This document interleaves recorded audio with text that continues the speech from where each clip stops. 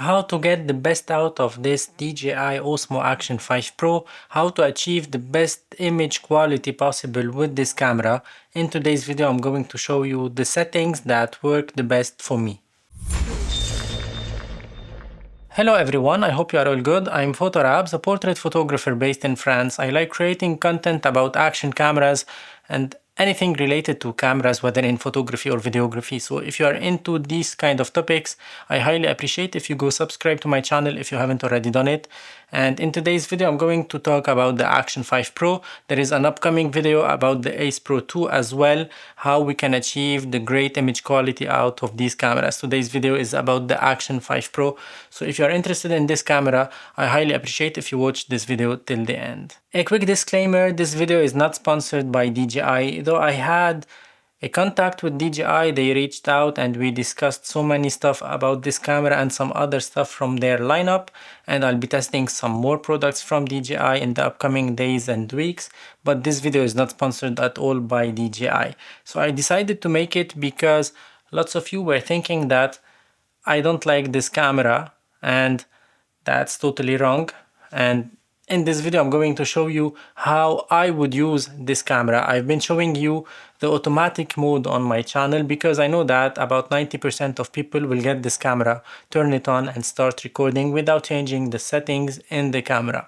But if you'd like to change the settings to get a better look, this is possible with this camera and with the other cameras such as the Ace Pro 2, for example. So you have to tweak some settings in order to get the image quality that you are satisfied with, and that's the main topic of today's video. So to be fair, this camera is meant to be used in automatic mode, as I just said. So you just dial 4K 25, 4K 60, you take it out and you start shooting, you start enjoying your time outdoors.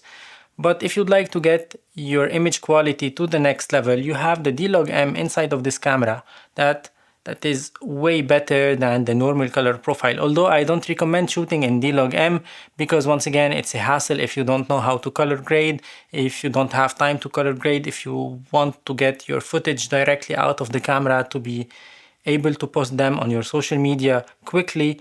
Of course, don't shoot in D-Log-M and you can skip this video, but if you'd like to take your image quality to the next level, shooting in D-Log-M with this camera will allow you to have two main benefits. The first one is that you get rid of the HDR look baked in the normal color profile of this camera, and we all know that this HDR look is not very interesting, at least when you are vlogging with this camera. So this HDR look, I hope they can add that toggle on and off, but now we don't have it. So shooting in D-Log-M will allow you to get rid of that HDR effect on the camera.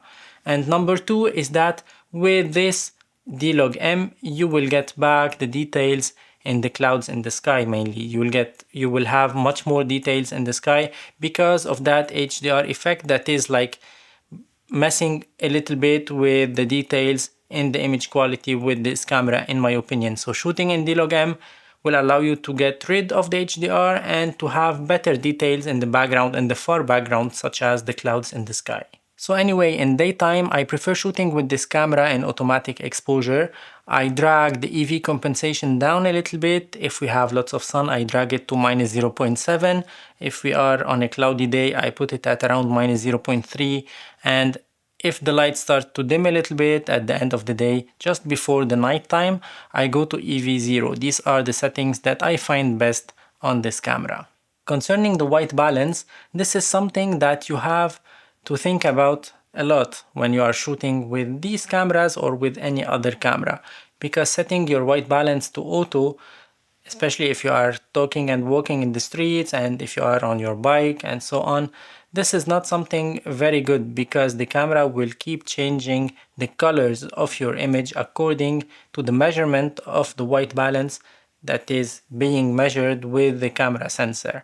So that's something that personally I don't like. That's why I prefer to set my white balance to a certain value, always around 5600, 5300, something like that. And I'm good to go with this camera because I don't want my colors to shift from a scene to another, from a frame to another because of the auto white balance inside of the camera.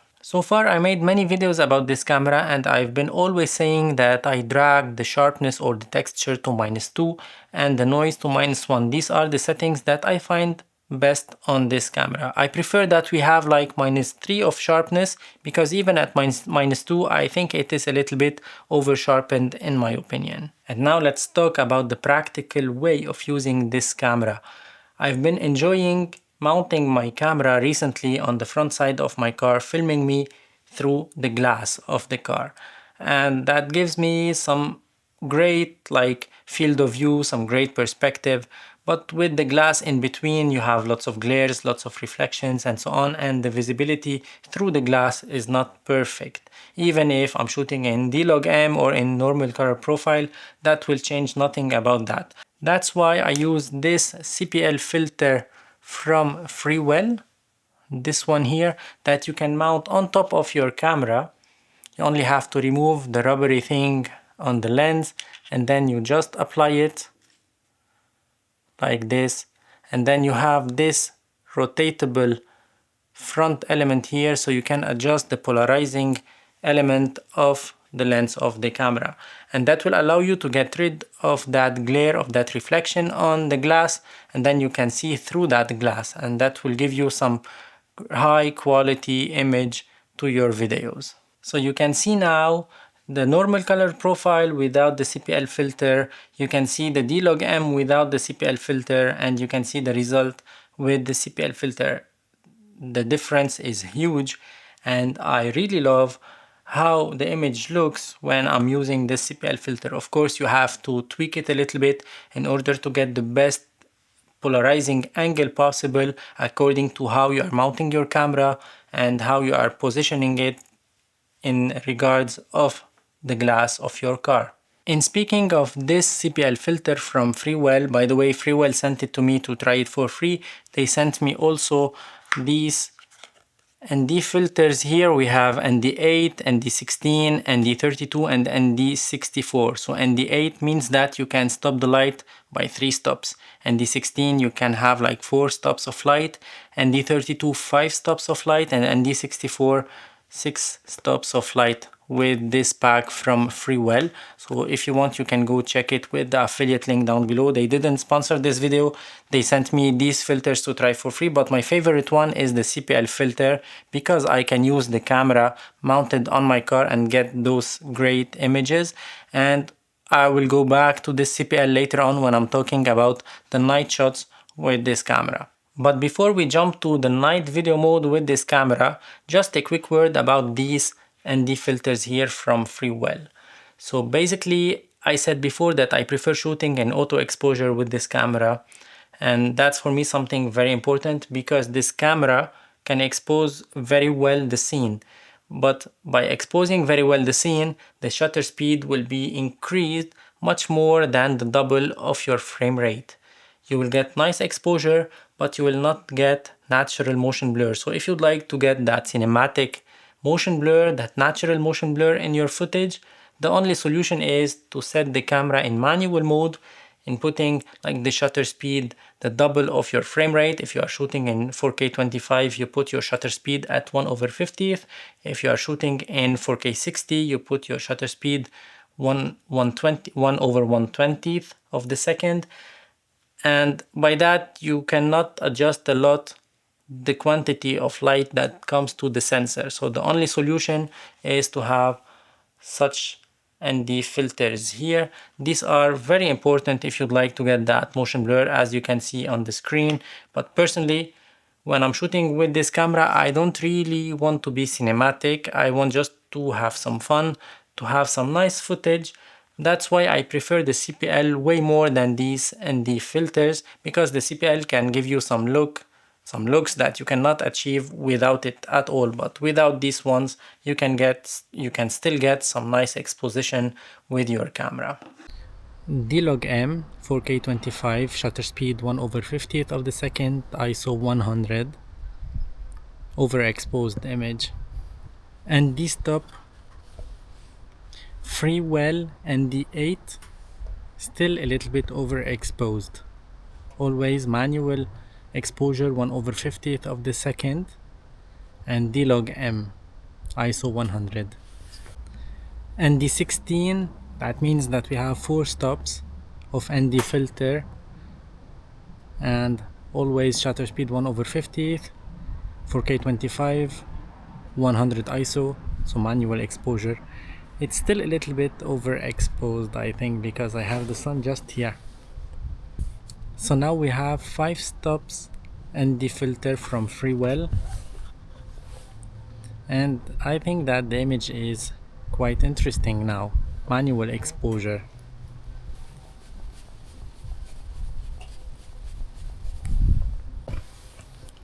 This is auto exposure now, without any ND filter. Anyway, let's go back to the main topic of this video. Sharpness -2, noise -1, 4K 25, auto exposure. I dragged down a little bit the EV compensation of this camera. I set the white balance to a certain value around 5600 normally.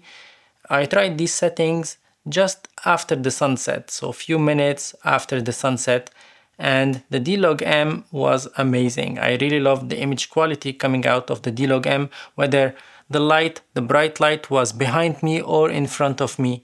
The D-Log-M was performing way better than the normal color profile once again. So once again, the D-Log-M will allow you to get better image quality, but it depends on how you want to use this camera. What is your main kind of use for this camera? If you'd like just to take your footage and post them immediately on your social media, then don't go for that D-Log-M. But if you'd like to get more creative, to get nice shots, nice images, then go for that D-Log-M, because this is way better than the normal color profile on this camera. But when it gets darker, you cannot shoot in normal color profile or D-Log-M anymore, because the image quality won't be good, in my opinion, won't be good at all in my opinion.